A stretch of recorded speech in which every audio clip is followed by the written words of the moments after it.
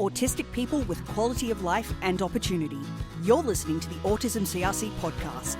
This is the Autism at Work speaker series featuring pre-recorded audio captured during the live Autism at Work virtual summit event held in March 2023.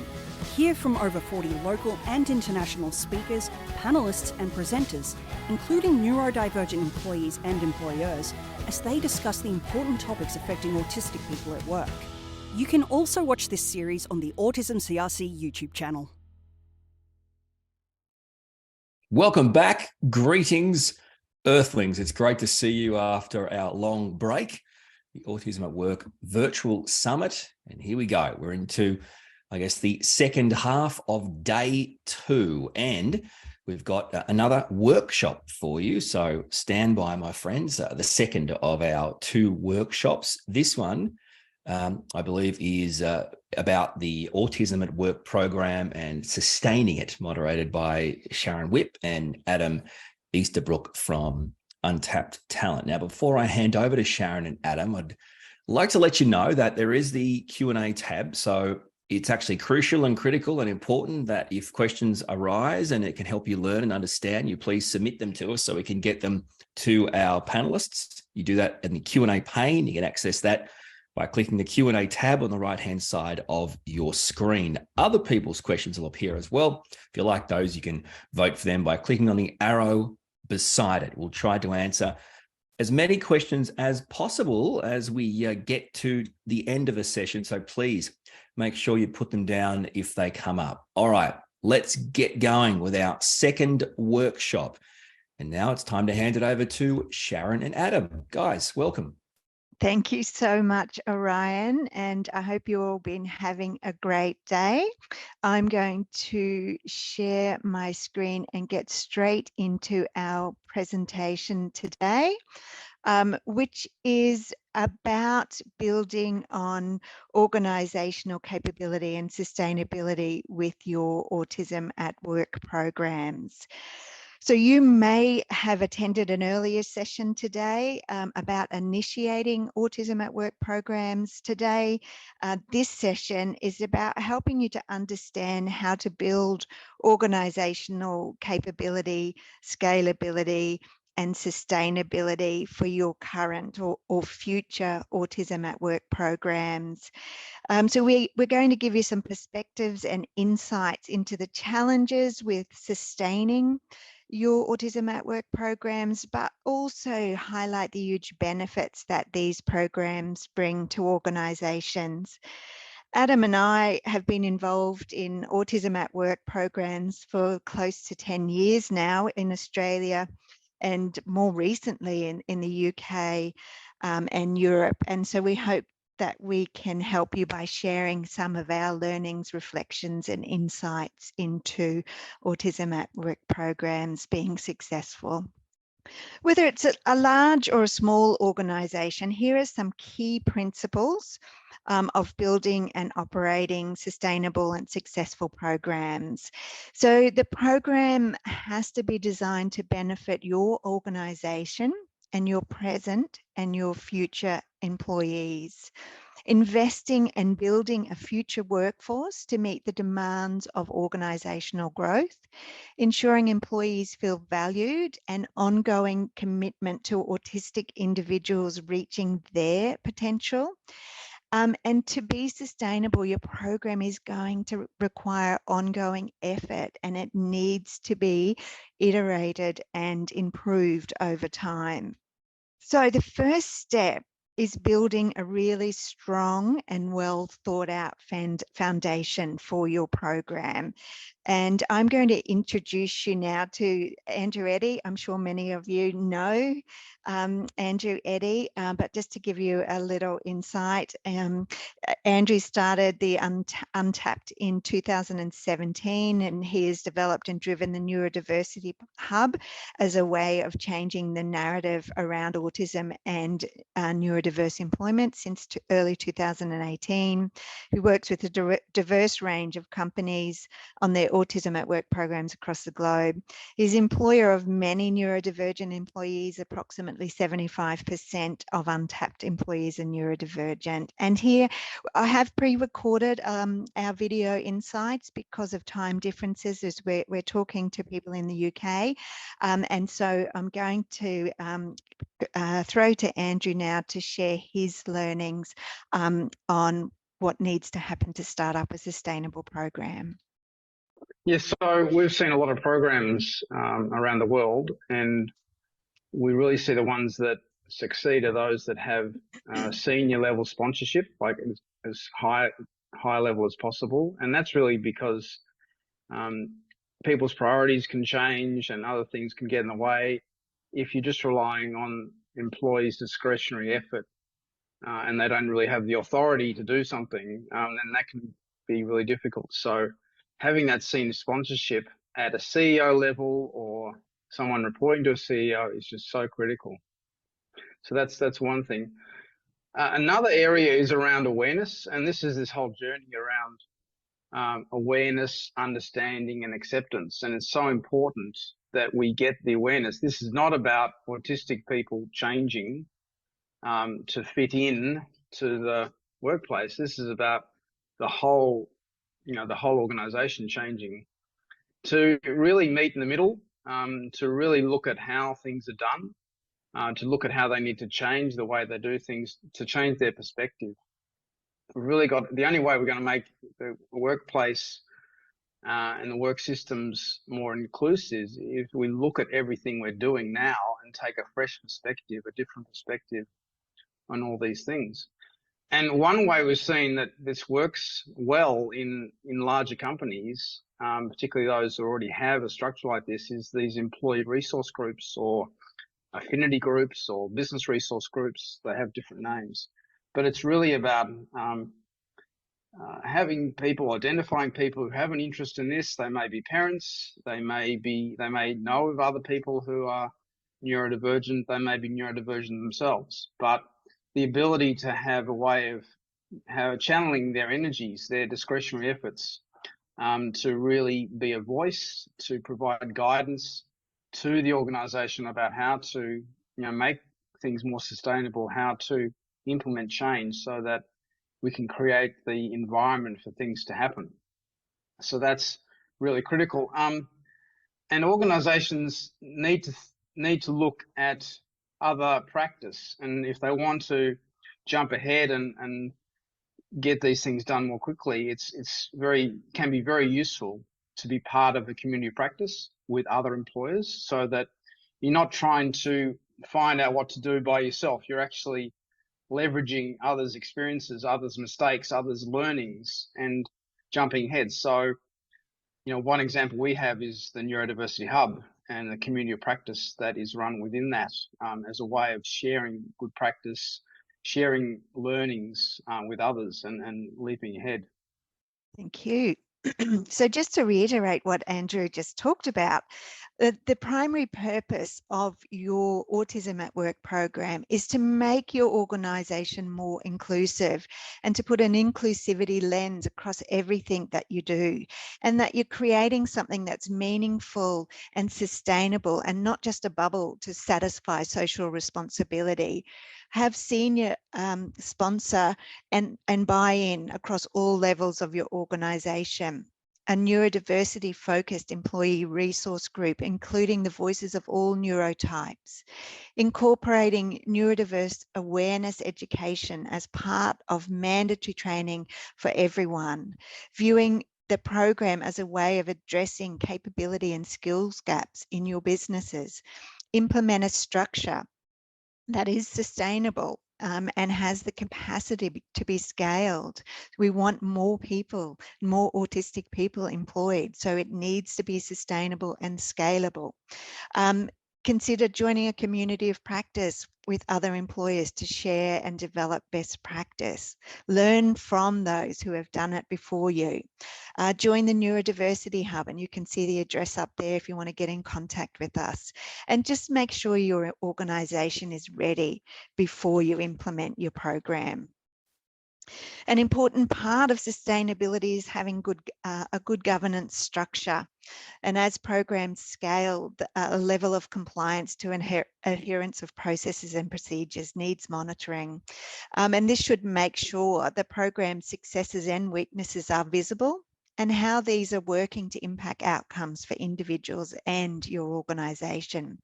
Compliance findings need to be used as part of an innovation feedback loop to iterate your program. An important, unique, and incredibly valuable part of the success and sustainability of Untapped's autism employment programs is the provision of an autism spectrum consultant, or ASC, working alongside our autistic trainees. And for those of you who don't know, that's where I started my career with DXE and Untapped about 8 years ago as an autism consultant in Brisbane.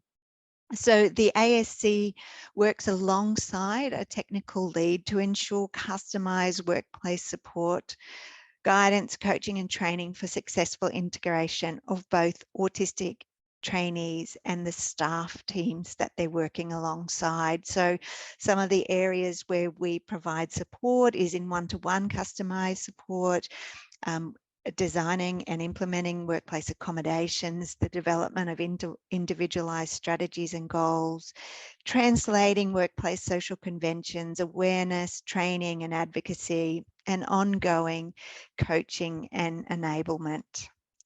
Now, I'd like to introduce you to David Gibson.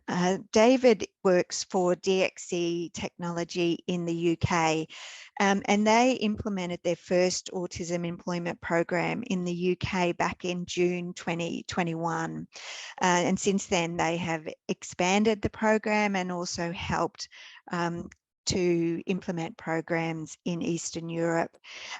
June 2023 sees the end of the first team's contract, and David's now going to share some of his insights and reflections about the journey of starting the program and maintaining sustainability in the program. In the UK, we are running a autism program similar to the one that was launched in Australia back in 2014. So far, we have 15 trainees on the program, and the idea is that we are taking neurodiverse individuals who typically struggle to get into employment across the UK, and we've given them the opportunity to work in real life roles, working with multiple clients within DXE Technology, and training them up in IT.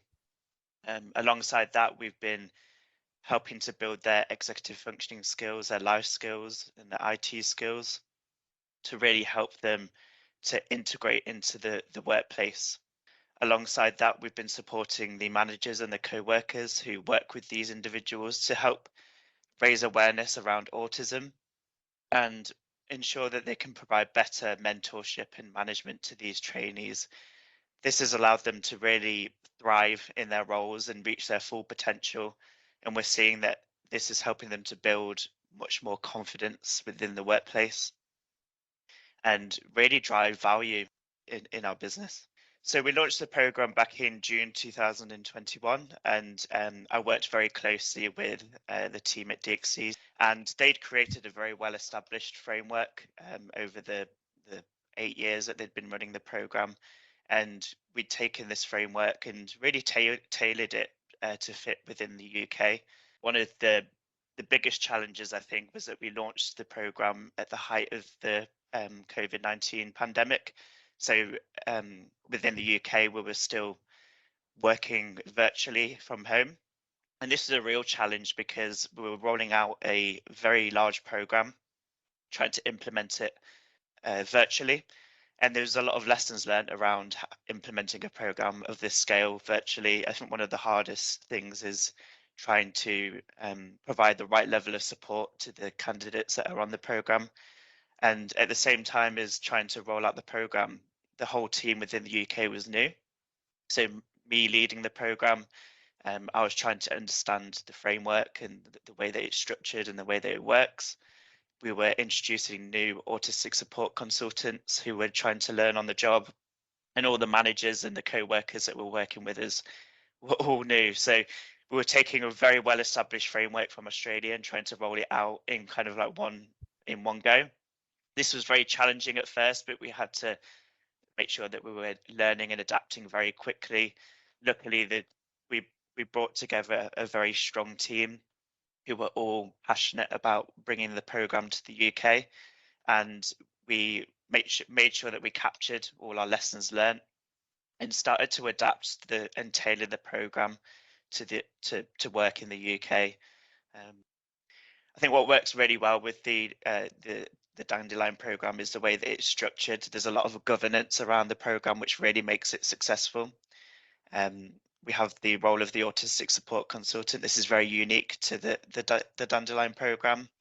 They ensure that the candidates are integrated within the business, that they come up with strategies to help to reduce their anxiety and really build their confidence in the workplace. And I think without the role of the ASC, I think the candidates would struggle, like they would in other workplaces. But fortunately, with the support of the ASC, we're really seeing them thrive and reach their full potential. Thank you so much, David. So step 2 is creating a purpose-built program. It needs to be have the right people involved. It needs to be set up in a structured way and is designed for the purpose of your business, your customers, and most importantly, the individual employee needs. The other thing that we would say to people is when you're looking at going the step of actually implementing some sort of a program, whether that be an internship program, an employment program, whatever it is, that we really look at the way in which you're doing it so that it is something that is scalable, sustainable. It's not something that's relying on those that have been involved putting in discretionary effort on top of their existing jobs to make it work. Often that can work for a time, but people get exhausted, people change jobs, and these things can fall over if they're not set up in a structured way. So really would encourage people to look at the way they set them up from the start. So I think it's important to take a look at roles that you may be having difficulty filling or having difficulty retaining people in, and really break down what are the traits of someone who would do well in that job. It's those jobs that can actually appeal well to autistic individuals. It can be something where it's a very structured role. It's not a customer-facing role, so it may not appeal to as much to a neurotypical individual, but may be quite suited to a neurodivergent individual or autistic individual. So it's really looking at those sorts of jobs that might suit them, or it might be a job where there's a level of different thinking or creativity required, or being able to see patterns, or needing to remember a long list of things to apply to a situation. And it's also those roles that might appeal to a neurodivergent individual. Thank you so much, Andrew. So just to again reiterate what Andrew's saying there is we need to undertake an organisational scan, identify roles that align with strengths, capabilities and potential of individuals. Undertake a sensory assessment of your work environment to assess for possible sensory distractions. Ensure you've created a culture that is a good fit. Refine your onboarding and training processes, recruited open and reflective managers, so the right people, have the right pipeline of work and lots of work. Review of your protocols and processes and ensure your workflow processes are clear and easily understood. Have the right tools for the job, and also challenge any bias you may have within your organisation, both unconscious and conscious bias. So step 3 is about maintenance, improvement and sustainability. Continuing to look at the way you do things and continuing to review it, because as you get into this whole area, you learn more and more. And I'm always amazed looking back at something I might have written 2 years ago.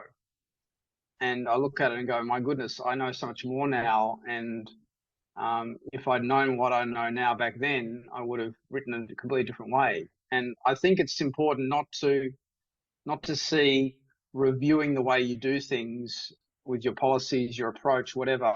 It's not a one-time thing. I think you need to be thinking about it over time, because your experience changes.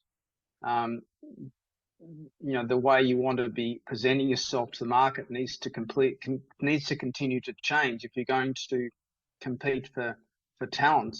So I think you need to have that as an ongoing activity, just to be re-looking at how you're presenting your company to the market, how you're presenting yourself on the website, through your job ads, through the way in which you interact with people during the hiring process. And it's just an ongoing activity. Absolutely. Thank you so much. Okay, and so it's really important for scalability, sustainability and success that you have consistency in your support framework. So for scalability, you need to build a framework that drives outcome for employees, that is customizable for each individual. Innovate and iterate that framework. You'll hear those words a lot. We have iteratively developed over a number of years program frameworks that guide our autism consultants, our trainees, mentors, supervisors through a range of training and workplace activities to help make sure our trainees reach their goals. The frameworks are not prescriptive rules. They're very much individualized. Each person uses what is applicable for them. Ensure that your core operational processes are consistent, repeatable, structured, and valuable. It makes it easier to measure progress and makes it easier for trainees to engage with. Strive for a set of defined outcomes that benefit both the employees and the organisation. Make sure that the processes and tools you use are consistent and that everyone gets the same opportunities to benefit from the desired outcomes. Measure and record successes and weaknesses and feed those findings into an innovation loop. Take outputs from prior experiences, both positive and negative, to help you innovate the next iteration of your program framework. We started with manual processes back in the day, and tools have now been iterated to the point where we're able to build them as online tools into a portal called our Waypoint Talent Management Platform. And this enables us to maintain consistency, scalability, and improve the outcomes across all of our programs, regardless of where they are located. Some of those tools that we have built into our platform include, probably most importantly, in my opinion, a structured assessment approach. So having regular, structured, predictable, and considerate feedback to assess and discuss progress, set goals and discuss accommodations in a collaborative, confidential and safe way. It generates actions to achieve goals and enables the ongoing monitoring and progression of achieving goals. And I always felt like it helps to keep me as a manager on track, to make sure I'm looking out for the best interest and the growth of the individuals that I'm working with. We have a learning library. Training and development involves improving the effectiveness of the individuals and the teams within the organisation. And the learning library is a central repository where the training programs are built and accessed. The progress tracker also is the application of industry skills frameworks to ensure that the skills being learned as part of the program are being learned consistently and recognised as being valuable within the organisation. No point in training individuals in skills that are not valuable for their career, and that they're applicable and recognised standards within an industry career pathway. And it's about building capability together, both the organisation and the autistic employee. It's a two-way street. So we first start by culture change. So for culture change for the organisation, it's about creating the right culture, reviewing onboarding processes, promoting inclusivity across all levels of the organisation, doing an environmental assessment, ensuring you really are accepting of difference, and you're implementing adjustments to the way you do things. Cultural change for the autistic employee could mean things like, developing that job awareness and that understanding of the workplace culture, understanding the confusing workplace rules, social and interpersonal growth, understanding communication expectations, self-determination, and developing some really good self-care strategies. Phase 2 is around education, awareness, and acceptance. So for an employer or an organisation, that's about the co-workers being engaged in the program, building their awareness, breaking down any preconceived negative stigma and bias, reviewing our communication and our language use, developing individualized plans, looking for industry certifications, looking at the way we allocate work and playing to the strengths of the individuals, and giving feedback and setting goals for growth. For the employee, that's about understanding their work strengths and their work preferences and breaking down some owned negative stigma from previous past negative experiences, developing individualized goals, connection to other supports, understanding the process and actually feeding into the process of getting feedback on work performance and seeing it as a necessity for growth and development. Obtaining technical certifications that are relevant, and the ability to self-advocate.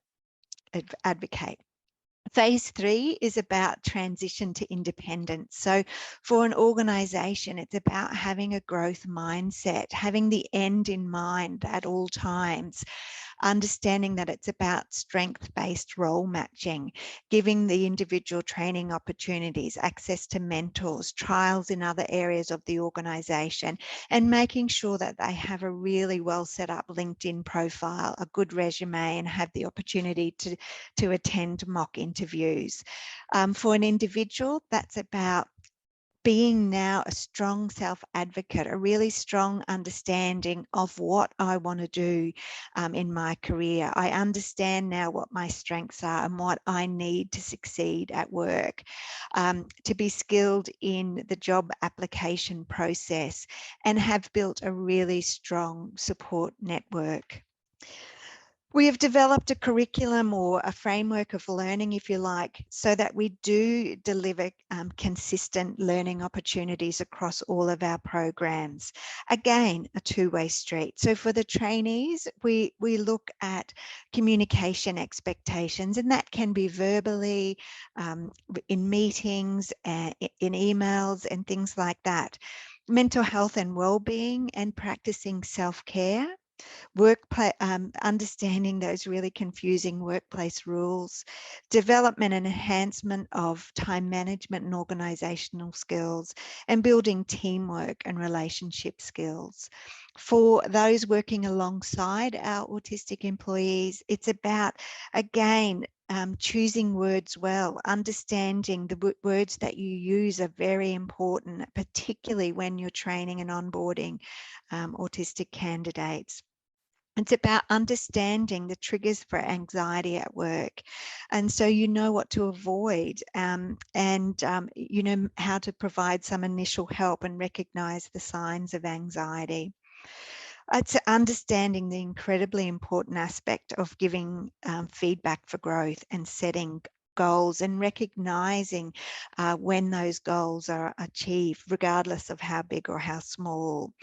Building executive functioning capabilities and understanding different social and communication styles, different focus styles, and differences in receiving and processing information. It's really about learning together, having a really open dialogue, and learning together with and from each other. Another big success of the program is the Dandelion curriculum. So this is a learning opportunity where we can really build the IT executive functioning skills and the life skills of the candidates. We've also been delivering autism awareness training to the colleagues, the co-workers and the managers that are working closely with the candidates. And the feedback that we've had from these sessions has been incredible. We're finding that employees across the business previously didn't know how to properly support or mentor an autistic individual, whereas now they have a much better understanding of their different ways of thinking, and now understand how they can provide the correct accommodations and support within the workplace for them to really be integrated and be successful within their role. Thank you, David. One of the things we have learned over time, over the 8 or 10 years we've been working, is there's an incredibly high incidence of co-occurring mental health conditions, and this can often be exacerbated in a work environment. Research that we undertook very early on in the program did show us that employment was in fact improving connectedness and self-worth, but those mental health challenges did continue. So ongoing mental health needs to be recognised and supported, and ongoing mental health and wellbeing considerations need to be a factor of your program framework. One of the things especially that we've noticed is that the end of the contract insecurity really has a negative impact on mental health, and that needs forethought and planning right from the start. So we need to make sure we connect our employees with the right mental health supports. We run mental health training for co-workers and managers so they're confident and capable in recognising mental health concerns and putting people in touch with the right supports, and also review employee assistance programs so that there is support available for autistic employees through EAPs. The other area just to think about also is around mental health, and there is a much higher incidence of mental health concerns and issues amongst autistic individuals, and that can magnify itself in the workplace. And you will now see that we talk about mental health a lot more than we did 3 years ago before the pandemic. It's quite recognised, and obviously that's an area of concern around autistic individuals and the mental health issues they come forward with and present with. And so it's important that organisations have some understanding of that, some awareness of that, and actually go ahead and put into practice some training framework within the organisation so they can identify these sorts of issues and deal with them effectively. Well, we've done some good work with La Trobe University and hooking in also with Stanford and Cornell, and really there are some good research that's been done around this area, and there are courses and materials that can be used that those organisations have developed. Thank you so much. And I think there's a mental health session later on today that you can all tap into. Okay, so an important aspect of our program's success and sustainability is how we build an employee profile, starting right at the beginning. So we define a career pathway, and it's our goal is always for individuals to achieve independence through employment. And so we define a career pathway very early on and record progression as part of the trainee's profile. And we are really active in recording achievements and accreditation, a profile that enables a person to reflect upon where they started, what skills they've acquired, what achievements they've made, as well as what things they need to implement to succeed is such an empowering tool. And we recognise and celebrate accomplishments because that's not always easy for our trainees to do. And so we recognise the acquisition of their workplace and technical skills, gaining confidence and self-advocacy are the keys to building a career and independence. And a work profile documents this important journey, and it is taken forward wherever that individual may go next. So I can't highlight enough the need to have a growth mindset across all of our programs. So, and that the most pivotal part, I believe, is in giving regular feedback and reassurance. Research did find that that's the only area where autistic employees ask for more than non-autistic employees, and that is in getting feedback on how they're going with their job.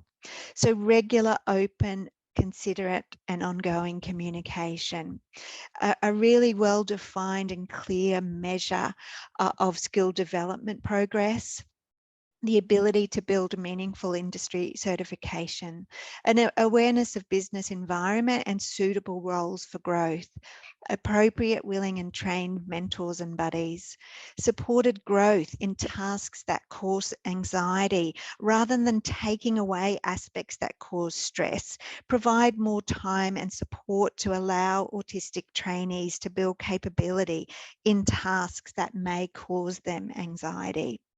Challenge any bias, give plenty of opportunities to demonstrate abilities, plan for transition to the next stage with a goal of independent employment. I'd now like to introduce you to Andrew Baird, who runs the Spectrum program at ANZ Bank. They implemented their first autism employment program at the start of 2018 and have since expanded their program several times. Many of the autistic trainees are now employed permanently by the bank. They're one of the longest partners that we've worked with at Untapped and DXE. And Andrew Baird is going to share some of his insights and reflections now, and followed on by David Gibson in the UK giving a few reflections as he comes to the close of his first contract. So Andrew Baird from ANZ. I work in the technology function in ANZ, and I've been here numerous decades now, so 35 years in total. So I've been across the organisation quite broadly. I'm actually responsible for 5-6 direct reports who work for me in our workforce tribe. So we focus on early talent into the technology space. But I also run the Spectrum program as part of that function as well. And that program itself started in 2018 with the support and thanks of DXE, where we brought in 9 individuals into the organisation. And we focused in 2 areas. One was in security operations and the other was in a testing sort of function. I think at the end of that first year, we'd already transitioned a couple of people off that program into permanent roles. So it was already showing to be a success in the organisation. Since that time, and obviously there's been some impacts with COVID, but we've still brought another number of other people through. So in total, we've had 20 people participate in the program. 10 of those have rolled off into permanent employment with ANZ now, and we have 8 on the program as such, and the other 2 have left for various reasons. So we've got a really high retention rate as well, and even some of the people have been promoted within the organisation from when they first joined as well. So we're seeing promotion. We're seeing a lot of support from within the organisation, which is great. I think one of the benefits we're seeing is the productivity and the speed to complete things is what's obvious when you get the fit right. It's always been a challenge for us, is keeping the work up to the individuals. Obviously at ASC, she's with us 2 days a week, and that's working well for now because the team's been here for a bit of time.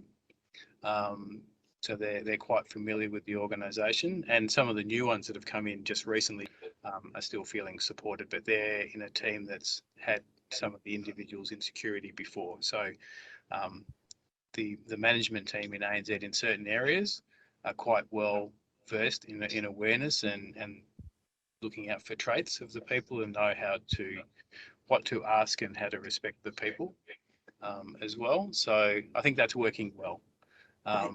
I think what we're struggling with, and that's, we can only use the COVID excuse for so long, but it really did put a a slowdown on our I guess our core data team, who felt a bit isolated during that time because they weren't able to come into the office, they weren't able to get more real work so much, so that they felt that a lot. Okay. So now we're back in the office, we're really ramping that up, and we're targeting different areas for some work, which is looking quite good. And we'll probably have a great problem to solve where we'll have too much work and not enough people. So our first cohort that are on the program, they're coming towards their transition phase. So they will be finishing the Dandelion program in June 2023 of this year. And what we're really focusing on at the moment is the process of them being on the Dandelion program and transitioning into being a regular employee at DXC. This is a process that's very new to us in the UK. We've never had to go through this, so we've been getting a lot of support from Australia. But what we're trying to ensure is that all the mechanisms are in place, working with the different business managers within DXC to ensure that everything is in place so that we can transition them from being a contractor on the Dandelion program to a regular DXC employee. It has caused and heightened anxiety amongst the candidates. They're wanting kind of like clearly defined processes, and what we're finding is that each candidate is going on their own individual progression paths and they're all at different stages. So it's difficult to give a one size fits all process of like what we're having to create individual plans for each of our 8 candidates who are rolling off the program. Have identified that some candidates do need a little bit longer on the program. So we've extended them just by 3 months, just to allow them to continue building that confidence and growing in independence within their role. I think the hardest thing was we brought on a whole new team and rolled out the program at the same time, and it was a lot of learning. Fortunately, we had the Australian team to kind of support us with answering all our questions in a way, but we had a brand new team all trying to learn the framework of the Dandelion program at the same time. And I wish we just had a bit more time to get our head around how the program is structured and how it runs and all the kind of finer intricacies, rather than learning it along the way. There was a lot of times where things would prop up and we were going back to Australia asking like for support and asking for advice. And we were essentially a brand new team learning along the way. A few key themes that we're seeing. First of all, is a massive growth in confidence. So before they joined the program, a lot of them didn't have much work experience. They never worked in a professional environment. They didn't have that confidence to talk to groups of people or do things independently. And we're seeing a growth in confidence across the board. A lot of them are now starting to do things independently. We have candidates that can now lead meetings in front of senior members of staff and really drive the conversation. We've got candidates who are starting to suggest process improvements. And quite recently, we had someone within PMO who suggested a process improvement, and this was recently recognised by the PMO lead. So their work is getting recognised by members of staff, and it's showing that they're delivering value to the business. We're not just bringing them in and getting them to do odd jobs. We're literally getting them to deliver value to our customers. And then also their life, their stability, both in their personal life and in their professional life. So we've given them a stable job where they feel comfortable now. They know that they've got some stable work, that they're getting supported. So from a work perspective, they're stable, but from their personal life, they're stable as well. They're more stable. Thank you so much, David. Okay, so just to finish up, a sustainable and successful program requires ongoing commitment. It should not be about changing autistic people to fit in. Organisations have to change, and it needs ongoing commitment as it's about implementing permanent changes to the way we work. It's important to continue to evolve and innovate to meet the needs of each individual and the organisation. We need to learn about each other's cultures and perspectives. It's a two-way street, and remember that it's so beneficial to have people that think differently in our organisations. And we have to start challenging the neuronormative status quo. So just to finish up, I'd like to say that we've consistently found across all of the organisations that we've worked with that implementing an Autism at Work program builds organisation culture, it refines processes and fosters a more open and reflective communication approach. And so I'd like to thank you for watching our presentation, and I'll finish now, and we're very happy to take any questions that you may have. Thanks, Sharon. Appreciate that. And Adam as well. I'm not sure if there's something that is on your mind or something you'd like to add or to chime in before we get to some questions. Adam, anything you wanted to add? No, I think what Sharon's outlined is a useful set of cohesive steps that does create sustainable programs, and sustainable programs are what we need for meaningful ongoing employment, creating opportunities for people, and for normalising inclusive employment. So I think if people do embark on this journey, it's important to kind of reflect on the experiences that we've had, and as Andrew said, take on board the experiences of other organisations as well. Because we've got to remember at the end of the day, we need a win-win outcome for both the people that are coming into the programs and getting employment, and also the organisations that are going to employ them. All right, let's get to some questions. So coming through on the Q&A pane, you can click on the question tab and put your questions in there. So we'd love you to do that now. First question, do you find that programs are more successful when aimed at entry level or early career roles? We had greater difficulty identifying candidates for mid-level roles. And if so, why do you think that is? I think that from our perspective, we tend to do that entry level early career type program, and often this is because organisations are looking to build their future workforce. People kind of mid-career are more likely to be already embedded into an organisation, doing a role, comfortable in a role, where they've got their experience. So they're less likely to want to change into another organisation. Doesn't mean that an organisation can't build a culture of support and attract those people if they feel unsupported in their existing businesses. And, we know from our experience consulting with organisations that, people are in that sort of position. But I think that it would be harder to get people to change and convince them that another organisation is there ready to support them better than where they're currently managing themselves. Sharon, did you have anything you wanted to add? Yeah, I guess I'd just like to say, yeah, I do probably agree with that question, in that it is harder to access mid-level and higher level roles, and it is perhaps something that we need to look at doing better. I'm not sure what the answer is to that, but I do agree with you that it is harder to recruit in those areas, and perhaps it's because we haven't actively been searching in that area, and if that's the case, we probably need to look at changing. Yeah, and from my own personal experience, when I look at it, this is pretty much my zone. These kind of mid-level, roles are pretty much my zone of experience over the time that I've put in and where I'm at. So there's an entire generation of of potentially late diagnosed, adult diagnosed autistic people who well past this kind of entry level early career phase.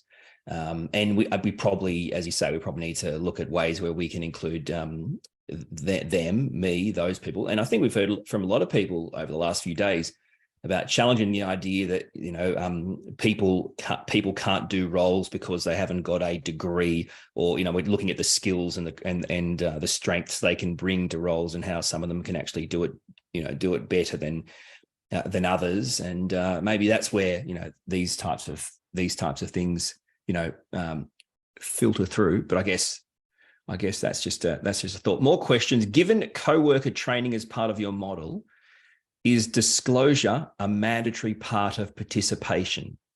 Yeah, interesting one.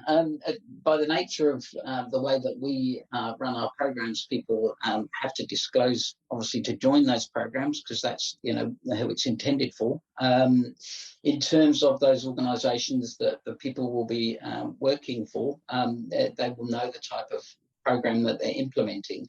In terms of that kind of next phase out of transition into the organisation, whether they disclose into that part of the organisation is entirely up to them. And I think just to follow on from that, training is about diversity in thinking. So it's relevant to everyone in an organisation. We all think differently, we all receive information differently, we all have our unique sensory profiles. So the information that we talk about in the training is not autism specific, and it does help organisations to be more understanding of different ways of thinking. So we can and do run our training with autistic people, with parents of autistic people, with neurotypical people, with other neurodivergent condition. It is acceptable. It's just general good information to know. So the training tends to be well received by everyone, but it can often lead to a lot of people saying, oh, actually, that's me, or that's my son. I wish I knew that, or that's really helpful for me to know. So it doesn't necessarily have to be for a prescribed group of people, no. Okay, great. Now, another question is, what would be the most significant factor or process that you've seen that can influence job sustainability and retention, especially for smaller businesses that may not have the HR resources outlined, but still aims to build safety and diversity? Good question. I think you're probably better Yes. able to answer that one, Sharon. Look, I'll give you my thoughts. Is when we were lucky enough to get a pilot program to work with the federal government to look into disability service providers, and it was unfortunately during COVID, and we didn't get a lot of huge employment outcomes in the pilot, but that's by the by. What I did end up doing though is talking to a lot of employers, and obviously I came from DXE and Untapped, and we do a lot of IT and corporate roles, and so then I was plonked into a pilot program where there was a lot of diversity in employers, a lot of small employers. It might be a little IGA, it might be a little Red Rooster who might be employing one person. And so I really had to challenge all of our information and go, okay, how does that help? And to be honest, I guess I did find that it is exactly the same principles, and it is about communicating. Employers are not good at being honest and upfront and having open conversations and at reflecting at the way that they do things. This is just the way we do it. We're busy and we just do it that way. And then you get these different thinkers come in who challenge that. So firstly, you have to be reflective on the way you do things, and you have to have the conversations and learn with and from that autistic employee. So that does require accommodation, and for some reason that seems to be the hardest thing across every program I've ever seen, big or small employer, is having those honest and upfront conversations in a way that is helpful for the organisation or the business and the individual. And sometimes that means you have to be quite honest and say that behaviour has to change because it doesn't suit this work environment, or that communication was perceived this way by the other person. Now, what I find is the autistic employee goes, oh, thanks really for telling me, if it's done the right way, and grows from that. But our employers are struggling do that, and do that in a way that is helpful for the development of that individual. Now, that same principle of setting a career development, still, if it's in your IGA, there still can be career development, even if it is moving on to a different task eventually. And it can be small achievements. It doesn't have to be, I got an accreditation at uni or TAFE. It can be just small incremental steps in development, and recognizing that, so the individual knows they're growing in their role, that they're not just, you know, necessarily stacking shelves forever, but perhaps their shelf stacking is the best out of every shelf stacker in the company. So we need to make sure that they know that sort of information and have a pride in their work and are developing in their roles. I'll just add a little bit to that. Part of what we do within our programs, and Sharon talked about it a little bit during her presentation, was that kind of structured feedback process, whereby it's kind of repeatable and structured. And because we involve in that mentors, co-workers and things like that, often they would shy away from the difficult conversations and the difficult questions. So when we set those as repeatable questions, it takes away that kind of level of concern about the conversation that they're having. And, you know, the trainees in our program, they don't really care about those questions. What they care about is understanding they're doing things the right way, they're progressing the way that they want to progress.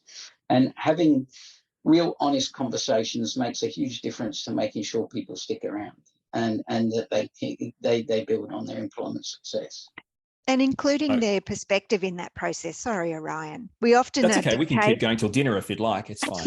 Don't mind me. No, but definitely including the autistic person in that discussion. That is so important.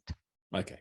Sharon, Adam, fantastic, amazing job. And thank you so much for your time and your insights. We have reached the end of this session, but you can provide us with some feedback on the feedback portal. Our next session is a panel on higher education. If you want to get there, go back to the homepage or the agenda page and you'll see the session listed starting soon. Click on that and it starts in minutes from now. So we'll hopefully see you at the next session. And thank you so much for being here.